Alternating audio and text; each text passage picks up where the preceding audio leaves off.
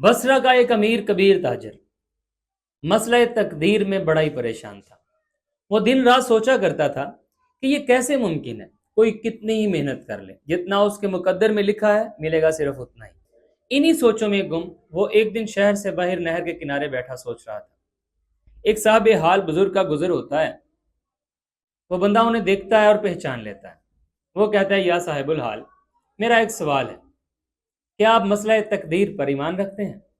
وہ صاحب حال بزرگ کہتے ہیں، بالکل، تقدیر تو ہمارے ایمان کا حصہ ہے، اچھی اور بری تقدیر اللہ ہی کی طرف سے ہے۔ وہ شخص کہتا ہے، لیکن میرا دل مطمئن نہیں ہوتا، کچھ کیجئے۔ وہ بزرگ کہتے ہیں، چلو ٹھیک ہے، تم سفر پر جاؤ، مالک کائنات تمہیں اس کا جواب عطا فرمائیں گے۔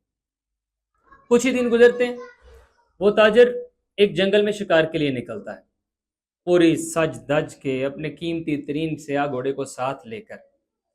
جنگل سے گزرتے گزرتے وہ جنگل کے اس پار نکل جاتا ہے۔ سامنے ایک مسجد ہوتی ہے، بالکل ویرانہ علاقہ ہوتا ہے، وقت نماز ہوتا ہے، اور وہ سوچتا ہے کہ نماز ادا کی جائے، لیکن ساتھ ہی ساتھ اسے یہ پریشانی بھی لاحق ہوتی ہے، ایسا نہ ہو کہ میں مسجد میں جاؤں، پیچھے سے گھوڑا چرا لیا جائے۔ وہ وہاں کھڑا یہ سوچ ہی رہا ہوتا ہے، ایک چھوٹا سا بچہ قریب سے گزرتا ہے۔ وہ اسے اعتماد میں لیتا ہے، اس سے پوچھتا ہے، بیٹا تمہارا گھر کہاں ہے؟ وہ بتاتا ہے کہ قریبی بستی میں۔ وہ کہتا ہے، میں نماز ادا کرنا چاہتا ہوں، کیا تم کچھ لمحات کے لیے میرے گھوڑے کی حفاظت کرو گے؟ بچہ مان جاتا ہے۔ وہ تاجر مسجد میں جاتا ہے، تسلی کے ساتھ اپنی روح کی غذا پوری کرتا ہے، مال کے کائنات کے ساتھ اپنا رابطہ استوار کرتا ہے، اپنے نکلنے کی وجہ بتاتا ہے کہ میں مسئلہ تقدیر کو سمجھنا چاہتا ہوں۔ ساتھ ہی دل میں اس بچے کے بارے میں بھی کچھ سوچتا ہے۔ ابھی وہ باہر نکلتا ہے نماز ادا کرنے کے بعد، عجیب منظر دیکھتا ہے۔ اس کا سیاہ گھوڑا تو دور بندھا ہوا تھا، لیکن بچہ نہیں تھا۔ بات اتنی ہوتی تو خیر تھی، لیکن اس کے گھوڑے پر کاٹھی بھی نہیں تھی۔ ننگی پیٹھ کے ساتھ اس کا گھوڑا دھوپ میں تنے تنہا کھڑا تھا۔ وہ جاتا ہے، اس گھوڑے کی لگام تھامتا ہے، ادھر ادھر دیکھتا ہے، باہر کیف پریشان حال قریبی بستی کے بازار میں چلا جاتا ہے۔ بازار سے گزرتے ہوئے حیران ہو جاتا ہے، ایک کاٹھی کی دکان پر اسے اپنی ہی زین پڑی ہوئی نظر آتی ہے۔ وہ دکان پر جاتا ہے، اپنی کاٹھی اٹھاتا ہے اور اس دکاندار سے پوچھتا ہے، یہ کاٹھی کتنے کی ہے؟ وہ دکاندار بتاتا ہے کہ یہ کاٹھی بڑی قیمتی ہے، 10 روپے لوں گا۔ وہ اس پر چلاتا ہے، غصے میں آ جاتا ہے، یہ کاٹھی میری ہے، تم چور ہو۔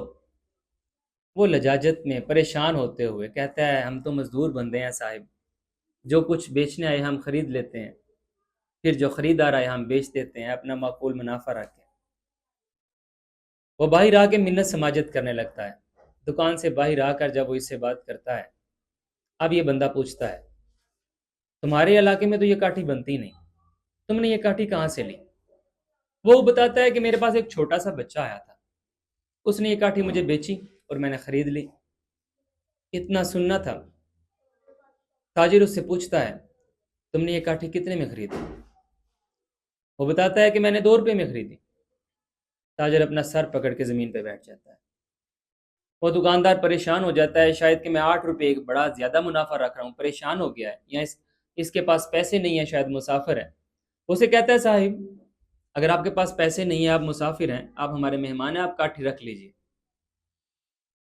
وہ کہتا ہے، میں بصرہ کا امیر ترین تاجر احمد بن یوسف ہوں، اور یہ کاٹھی میرے لیے کوئی اہمیت نہیں رکھتی۔ میں غصے میں نہیں ہوں، پریشان نہیں ہوں، حیران ہوں۔ حیرانگی اس بات کی ہے، جب میں نماز ادا کر رہا تھا تو میں نے سوچا تھا کہ میں باہر آ کر بچے کو اجرت کے طور پر 2 روپے ہدیہ دوں گا۔ گویا اس کی تقدیر میں 2 روپے لکھے جا چکے تھے، اسے 2 روپے ہی ملنے تھے۔ اگر وہ انتظار کرتا حلال طریقے سے، اجرت کے طور پر 2 روپے مل جاتے۔ اس نے اجرت کی، ہوشیاری کی، مال کے کائنات کے قوانین کو توڑا، چوری کی، لیکن کما پھر بھی 2 روپے ہی سکا ہے۔ میرا ایک عقدہ حل ہو گیا ہے، جو مسئلہ مجھے ساری زندگی سمجھ نہیں آیا وہ بچہ سمجھا گیا ہے۔ گویا جتنا مقدر میں ہے اتنا ہی ملنا ہے، فقط اور فقط ہمارا اختیار اتنا ہے کہ ہم نے اسے کس طریقے سے لینا ہے، حلال طریقے سے یا حرام طریقے سے۔